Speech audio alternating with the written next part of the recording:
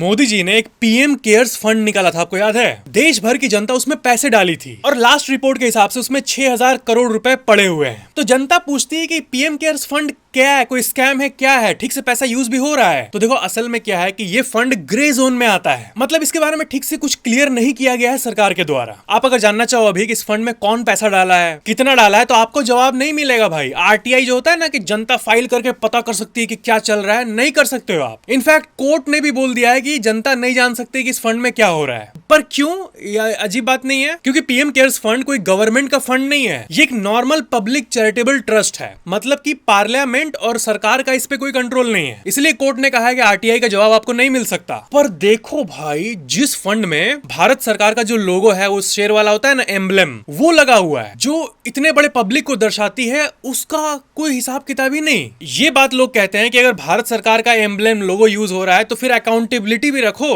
पर क्या इसका मतलब कि इसके अंदर का पैसा फुल्ली अननोन है? ऐसा नहीं है। जो ऑडिट वगैरह है वो तो करना ही है इनको। ऑडिट हर साल ही होता है इनका, यानी कि एक इंडिपेंडेंट एजेंसी आके सारा हिसाब किताब करती है। तो ऐसा नहीं है कि सब कुछ ही एकदम क्लोज्ड है, लेकिन फिर भी एक नेशनल लेवल की चीज ऐसे ग्रे जोन में है, ये बिल्कुल भी अच्छी बात नहीं है। कोविड के समय इसको निकाला गया था हॉस्पिटल्स को हेल्प करने के लिए, तो ऑफकोर्स कई हॉस्पिटल्स को ऑक्सीजन देना वगैरह ये सब तो हुआ ही है, बट फिर भी ट्रांसपेरेंसी और होनी चाहिए इसमें। लाइक सब्सक्राइब जरूर करना।